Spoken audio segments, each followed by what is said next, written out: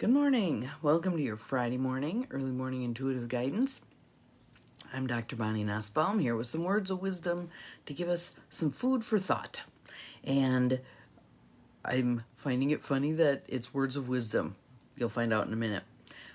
I also found it funny that it's our third round with the Priestess of Light deck. Again, this is the one that tested strong. Good morning, Peggy. Welcome. This is the one that tested strong, that it holds our message for today. And I think when you hear the message, you'll understand maybe why this is the card deck again. Good morning, Abigail. And I can't tell if someone else went past or not, but it says 3, so I'm assuming there's another one here. Good morning, good morning. Glad you're here. Good morning, Beth. Welcome. So, Sandra Ann Taylor and Kimberly Weber. Good morning, Gwen. Glad you are here. So, all kinds of synchronicities happening, which to me are never an accident. Never an accident. So, Priestess of Light deck. So let's just settle in. Some nice deep breaths in through the nose, out through the mouth. Good morning, Cindy. Glad you're here. In through the nose, out through the mouth. And I can feel that I was holding tension right through here. So good that we're breathing this morning. In through the nose, out through the mouth. Settling in, ready to take on the wisdom of the day. And there is the word again. Wisdom. That is our word for today. Wisdom. And we've had this word from a couple of different decks, a couple of different times. I know we've had this particular card recently. Good morning, Mel. Glad you're here. Welcome. We're up to my favorite number 8 of all of you on here today. So welcome to my practical rebels. Glad you are here. So, wisdom. Let's see what it has to say. So this is Sarasvati, and I'm just going to show you her a little closer. She has more than the prerequisite number of arms, which I think would oftentimes be very helpful. Good morning, Janine. Glad you are here. Good morning, Lucy. Thank you for the sunshine. So, we had some rain yesterday. I don't know as though it was significant, maybe half an inch, but I think the plants were happy. So, wisdom. Wisdom is our word for today. Learning, joy, art, music. Excuse me, frog today. Hold up the card so you can see what it's talking about. Good morning, Holly. Welcome. Raining by you. Okay, yep. I'm not sure if it's raining right now, but it did yesterday, and I think we're supposed to get some today. We'll see. So the goddess Sarasvati holds a musical instrument in 2 hands and extends her other arms outward in joy. She stands at the door to the temple, encouraging you to enter a new period of learning and exploration. This card heralds a time of deepening wisdom for you. It may be gained through personal investigation or through school or other formal courses of study. Don't dismiss this potential for learning. I like that line. Don't dismiss this potential for learning. How many of you are lifelong learners? Yep. Absolutely, absolutely. There is profound gratification that comes from this pursuit, whatever the subject may be. It's possible that your path of study will relate to some form of art or music. If you have an interest in these or other creative endeavors, now would be the time to dive right in. Thank you, Cindy. I appreciate you putting that up there. Take a class, go to a museum, or surround yourself with the music and art forms that bring you joy. The swan represents, and the swans are down at the bottom of the picture, right there they are. The swan represents the connection between the mind and the heart. And as you open your mind to greater understanding and to joyous new experiences, your heart will glow with inner satisfaction. In addition, your life force will sing with beauty, grace, and irresistible attraction. And we want to be calling in. We want to be calling in the people, places, and things that are meant to enrich our lives and therefore enrich the lives of all, right? Because again, we're a piece of that immense fabric of life. We're not separate. We're a part of it, integral. The affirmation is, I always choose to learn and grow. I always choose to learn and grow. The music and art of life inspires me. The music and art of life inspires me.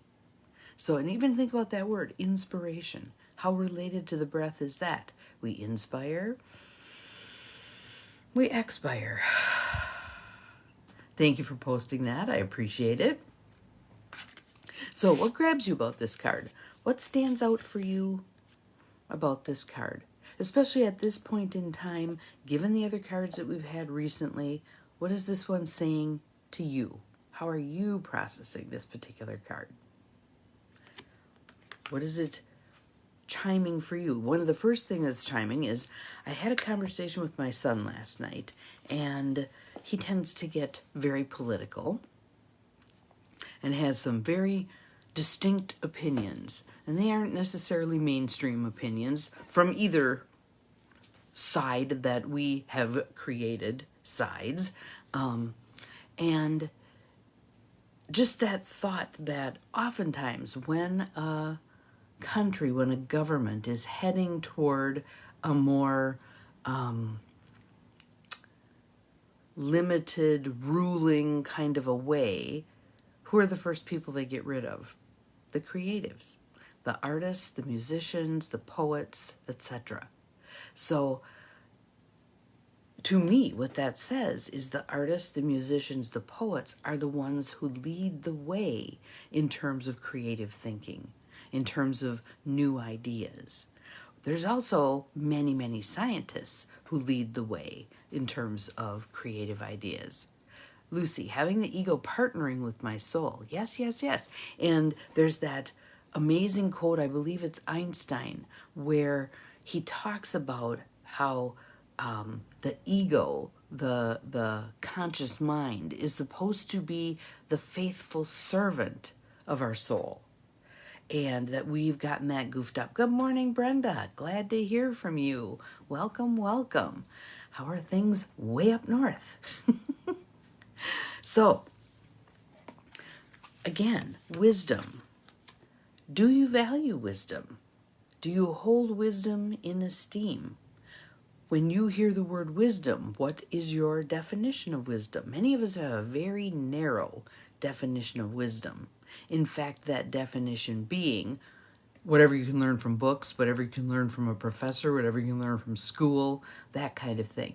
There's a much broader definition of wisdom, which has to do with life experience, with past life experience, with higher order thinking, all kinds of ways to bring more wisdom into your life. The other thing I would say about wisdom is, discernment. Yes, discernment. Wisdom resides within. We don't always have to go outside of ourselves to find sources of wisdom. We have deep, deep sources of wisdom. There we go. Gwen says, I always like to tap into the wisdom from the older ladies from my church. Yes, yes, yes. And in fact, I had the distinct pleasure of being in the presence of one of them yesterday. Her name is Gwen. And she's 84 years old, and she knows more stuff than you can shake a stick at, as my dad would say. So, to me, so valuable to have her be a part of the meeting yesterday because she knows the history. She knows the history of the church. She knows the history of the buildings. She knows the history of all the people who've been there serving, etc. And having that rich tapestry on which to create what we're creating now is just so important. So important. Yep. And there's so many voices of those who've been around the block a few times that don't get heard, which is one of the reasons I am currently taking a class on sociocracy, because it is a method designed to get all of the voices at the table heard. Good morning, Jill. Glad you are here. Welcome. When we want to steep whatever we're doing in the wisdom that has come before, there's a whole lot of voices out there that we need to bring to the table that we typically don't hear from, right? I have a friend, Mandy, who is passionate about bringing the disenfranchised voices to the table. She takes great umbrage at those who like to come from the perspective of, here, let me fix this for you. Good morning, Carolyn. Glad you're here. Let me fix this for you. Let me tell you how we're going to fix it for you without consulting with you about whether it even needs fixing and what it is you might want and what your insight is about the problem in the first place. I think housing is one of those that is for sure in that regard. So oftentimes we don't talk to people who are experiencing homelessness. We tell them what we think they ought to do, and we create solutions that we think should fix it for them without getting their input. Not wise. Not wise at all. Many things are like that. We do that with children all the time, too. We tell them what they ought to do instead of bringing them into the discernment process. Well, tell me why you've been doing it this way. Okay, what about that works for you? Let me tell you what about that doesn't work for me. Let's see what we can brainstorm and come up with that might work better for all of us. You know, bringing people into the fold so that they have a voice. So, what I wish for all of us today is the opportunities for wisdom. The opportunities for wisdom, to bring wisdom's voice into the fore. Are we going to listen? Wisdom tends to speak with a quiet voice. It's not usually banging us over the head with the answers. It's like, hey, got something to tell you. Are you willing to listen? And if we're moving really fast, or we've already got our plan figured out, we're not going to hear it. We're not going to hear it. So today, I would invite you to pause, to take the time to listen to wisdom. If there's something that you're going around and around on and you're trying to decide what's the best approach here, invite wisdom to the table and let's see what you get. So have an awesome Friday. We'll see you again tomorrow. Remember, you are capable of far more than you think you are. Bye-bye.